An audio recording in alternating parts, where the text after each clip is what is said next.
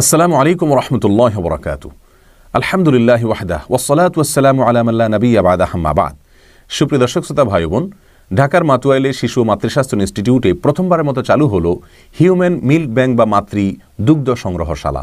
Human milk bank বা মাতৃদুগ্ধ সংগ্রহশালাকে কেন্দ্র করে অনলাইন এবং অফলাইনে নানা রকমের বিতর্ক দেখা দিয়েছে।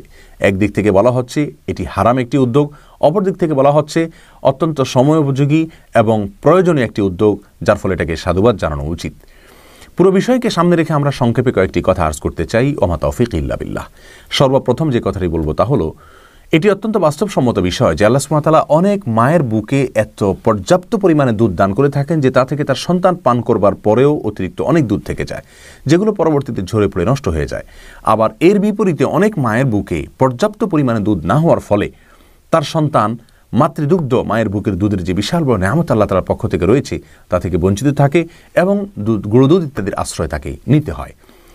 এই বাস্তবতাকে সামনে রেখে যে মায়ের বুকে অতিরিক্ত দুধ রয়েছে তিনি যদি অন্য মায়ের সন্তানকে দুধ দান করেন তাহলে এটি মৌলিকভাবে প্রশংসনীয় একটি বিষয় এবং ইসলামসম্মত একটি বিষয়। স্বয়ং আমাদের রাসূল করিম সাল্লাল্লাহু আলাইহি সাল্লাম তিনি পর্যন্ত নিজের গর্ভধারণকারী মা নন এমন একজন মেয়েকে, অর্থাৎ হালিমা আস-সাদিয়া রাদিয়াল্লাহু তাআলা আনহাকে দুধমা হিসাবে তার দুধ গ্রহণ করে তিনি বড় হয়েছেন। অর্থাৎ তিনি পর্যন্ত অন্য মায়ের দুধ পান করে তিনি বড় হয়েছেন এবং মানবী ইতিহাসের প্রাচীনকাল থেকে এ ধারা চলে আসছে। বিধায় যে মায়ের বুকে অতিরিক্ত দুধ আছে তিনি অন্য মায়ের সন্তানকে যদি দুধ দান করান, দুধ পান করান, তাহলে এটি ইসলামের দৃষ্টিতে সম্পূর্ণরূপে বৈধ এবং এটি অত্যন্ত বাস্তবসম্মত এবং যৌক্তিক একটি বিষয়। হিউম্যান মিল্ক ব্যাংক অথবা মাতৃদুগ্ধ সংগ্রহশালা নামে আমাদের দেশে যে উদ্যোগ চালু হয়েছে, এই উদ্যোগের মধ্যে সত্যিই সমস্যার একটি জায়গা রয়েছে। আর তা হলো যে এই উদ্যোগটি এই ফরম্যাটে যদি করা হয় তাহলে কোরআন কারীমের একটি সুস্পষ্ট আয়াত এবং রাসূল আকরাম সাল্লাল্লাহু আলাইহি ওয়াসাল্লামের বহু হাদিসের বিরুদ্ধে আমাদেরকে অবস্থান নিতে হচ্ছে। কোরআন কারীমে সূরা নিসা 23 নম্বর আয়াতে আল্লাহ সুবহানাহু ওয়া তাআলা বলেছেন, উম্মাহাতুকুম আল্লাতী আরদাআনাকুম ওয়া আখওয়াতুকুম মিনার রাদাআ। অর্থাৎ পুরুষদেরকে বলা হচ্ছে এবং একই কথা নারীদের জন্য প্রযোজ্য, যে অর্থাৎ তোমাদের উপর বিবাহ করা ওই সমস্ত মায়েদেরকে হারাম করা হয়েছে যাদের দুধ তোমরা পান করেছ, অথবা সে সমস্ত মায়েদের যে সন্তান মেয়েরা রয়েছেন তারা তোমাদের দুধবোন হিসেবে বিবেচিত হয়েছেন, বিধায় তাদেরকেও তোমরা বিবাহ করা হারাম তোমাদের জন্য ঘোষণা করা হলো। রাসূল আকরাম সাল্লাল্লাহু আলাইহি ওয়াসাল্লাম বুখারী হাদিসে বলেছেন, ইয়াহরুমু মিনার রাদাআতি মা ইয়াহরুমু মিনান নাসাব। অর্থাৎ রক্তের সম্পর্কের ফলে যে সমস্ত মানুষের সঙ্গে বিবাহের বন্ধনে আবদ্ধ হওয়া হারাম হয়, দুধ পান করার ফলে যে বন্ধন তৈরি হয়, যে সম্পর্ক তৈরি হয়, এর ফলেও এখানেও ওই সমস্ত মানুষগুলোর সাথে বিবাহ বন্ধনে আবদ্ধ হারাম হয়।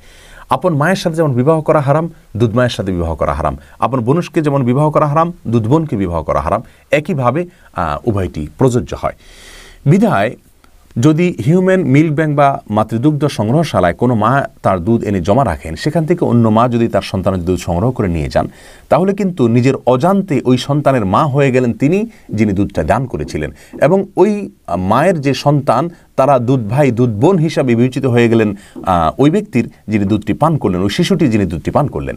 তো এখানে যদি কোনো প্রকার রেজিস্ট্রেশন না থাকে, কোনো প্রকার তথ্যের আদান প্রদান না থাকে, সংরক্ষণ করা না হয় কোনো তথ্য, তাহলে সেক্ষেত্রে দুধ সম্পর্কের বিষয়টি এরকমভাবে মিশ্রিত হয়ে যাবে এবং বিষয়টি সম্পূর্ণরূপে এমন একটা পর্যায়ে চলে যাবে যে কেউ আর জানবো না আমরা।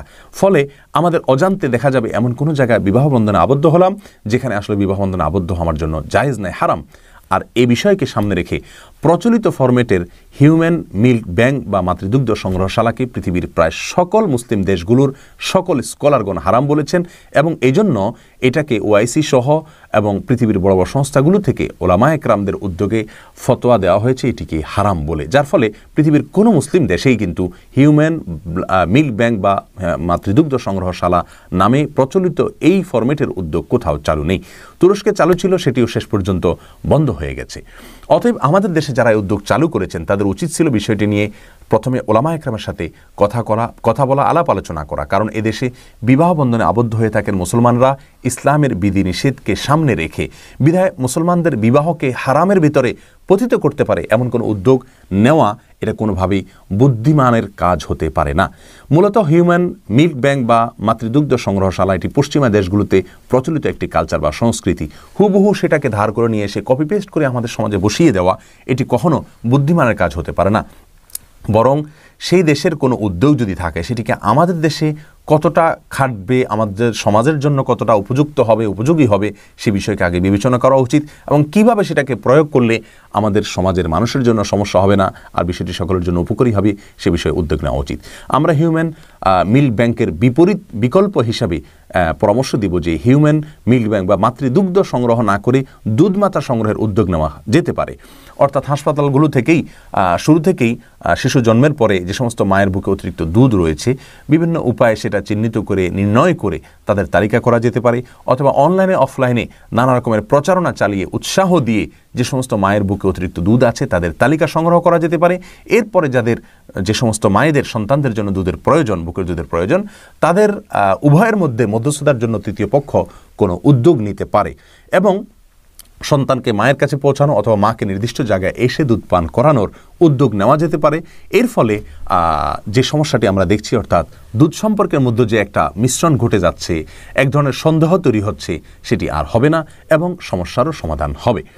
আর এটি বিজ্ঞানসম্মত হবে বলে আমরা মনে করি। যদিও আমরা বিজ্ঞান সম্পর্কে তেমন কিছুই জানি না, তারপরও এটুকু অন্তত আমরা সবাই জানি যে মায়ের বুকের দুধ বুক থেকে বের করে পৃথক করে তারপর সন্তানকে খাওয়ানো এটি স্বাস্থ্যসম্মত নয় এবং ডাক্তাররা এটাকে অহরহ নিষেধ করে থাকেন, কারণ এর ফলে নানা ব্যাকটেরিয়া সেখানে যুক্ত হতে পারে, আরও নানা রকম সমস্যা হতে পারে। সন্তান যদি মায়ের বুক থেকে টেনে চুষে দুধ পান করেন তাহলে সেটা তার জন্য উপকারী এবং কল্যাণের, এ বিষয়টি আমরা সবাই জানি। অতএব দুধ সংগ্রহের যে উদ্যোগ সেটা না করে যদি দুধমাতা সংগ্রহের উদ্যোগ নেওয়া হয় সেটা ইনশাআল্লাহ বাস্তবসম্মত হবে এবং এর ফলে আরও একটা অতিরিক্ত সুবিধা আমরা পাবো যে ইসলামের দৃষ্টিতে কোনো মা যদি তার দুধ অন্য সন্তানকে দান করেন, অন্য মায়ের সন্তানকে দান করেন বা পান করান, তাহলে এই যে পান করালেন, কষ্ট করলেন তিনি, এর ফলে তিনি পারিশ্রমিক নেওয়ার অধিকার তিনি রাখেন। এর ফলে গরিব মায়েরা উপকৃত হওয়ার একটা সুযোগও তৈরি হলো। আবার গরিব মায়েদের এই সুযোগের ফলে তারাও উৎসাহিত হবেন যে আমরা অর্থ পাচ্ছি এর বিনিময়ে, তাহলে অন্য শিশুকে আমাদের দুধ আমরা পান করাতে পারি। আর যাদের অর্থের অনটন বা অভাব নেই, প্রয়োজন নেই, তারা মানবিক কারণে এই উদ্যোগে ইনশাআল্লাহ সামিল হবেন এবং সমস্যার সমাধান ইনশাআল্লাহ বিইذনিল্লাহ হবে। তাহলে বিষয়টি আমরা যদি দুগ্ধ সংগ্রহ না করে দুধ মাতা সংগ্রহের এটাকে আমরা যদি বিকল্প হিসাবে নেই তাহলে ইনশাআল্লাহ এটি স্বাস্থ্যসম্মত হবে অতিরিক্ত শিশুর জন্য এবং এর ফলে ইসলামের কোনো বিধিবিধানও লঙ্ঘন হবে না এবং এর ফলে সমস্যার সমাধানও হবে ইনশাআল্লাহ বিইذনিল্লাহ। অতএব আমরা পশ্চিমের দেশগুলোর কোনো কালচারকে আমাদের মুসলিম সমাজের সঙ্গে যায় না, কোরআন সুন্নাহর সঙ্গে সম্পূর্ণ বিরোধী এরকম একটি বিষয়কে আমাদের সমাজে হঠাৎ করে এনে চাপিয়ে দেওয়া কোনো অবস্থাতে যৌক্তিক হবে না, সঠিক হবে না। উচিত হবে এ বিষয়ে ওলামাদের সঙ্গে আলাপ আলোচনা করা, তাদের সঙ্গে কথাবার্তা বলা এবং মতবিনিময় করা, তারপরে উদ্যোগী হওয়া। আল্লাহ সুবহানাহু ওয়া তাআলা আমাদের সকলকে সকল প্রকার হারাম থেকে বেঁচে থাকার তৌফিক দান করুন এবং সকল প্রকার কল্যাণমুখী উদ্যোগ গ্রহণ করার তৌফিক দান করুন। আমরা সরকার এবং সংশ্লিষ্ট মহলকে আমরা অনুরোধ করব যে প্রচলিত যে হিউম্যান মিল্ক ব্যাংকের উদ্যোগ নেওয়া হয়েছে এটিকে বন্ধ করা হোক এবং এর বিকল্প হিসাবে কি করা যেতে পারে আলেমদের সাথে পরামর্শ করে আলাপ আলোচনা করে তারপর উদ্যোগ নেওয়া হোক। হিউম্যান মিল্ক ব্যাংক যদি থাকেও এবং যে মা দুধ দিলেন তার ডিটেল যদি রাখা হয়, যিনি দুধ নিলেন তারও ডিটেল রাখা হয় এবং তাদের উভয়ের মধ্যে যদি সেটি বিনিময় করা হয় তাহলেও সেটা জায়েজ হতে পারে, কিন্তু সেটা আদৌ অক্ষরে অক্ষরে পালন করা হবে কি না এবং সেটা কীভাবে নিশ্চিত করা হবে এই বিষয়গুলো নিয়ে আসলে মতবিনিময় হওয়া উচিত, বসা উচিত, আলোচনা করা উচিত। কারণ বিবাহের ক্ষেত্রে ইসলামকে এদেশের শতভাগ মানুষ মুসলমানরাই ফলো করে থাকে। কোনো মুসলমানরাই সাধারণত সচরাচর নিজের যে সমস্ত রক্ত সম্পর্কীয় মা বোন এবং অন্যান্য মেয়েদের সাথে বিবাহ বন্ধনে আবদ্ধ হওয়া হারাম তাদেরকে বিবাহ কেউ করে না। অতএব ব্লাডের সম্পর্কের মতোই দুধের সম্পর্কটাও একই রকম প্রযোজ্য হয় বিধায় মুসলমানদেরকে বিবাহের ক্ষেত্রে হারামের মধ্যে ফেলে দেওয়া, নিক্ষেপ করে দেওয়া এবং আশঙ্কার মধ্যে ফেলে দেওয়া এটা কোনো অবস্থাতেই যৌক্তিক এবং বুদ্ধিমানের কোনো কাজ হতে পারে না। আল্লাহ তাআলা আমাদের সকলকে শুভবুদ্ধির যেন উদয় হয় সেই তৌফিক দান করুন এবং সঠিক সিদ্ধান্ত গ্রহণ করার তৌফিক দান করুন। আসসালামু আলাইকুম ওয়া রাহমাতুল্লাহি ওয়া বারাকাতুহু।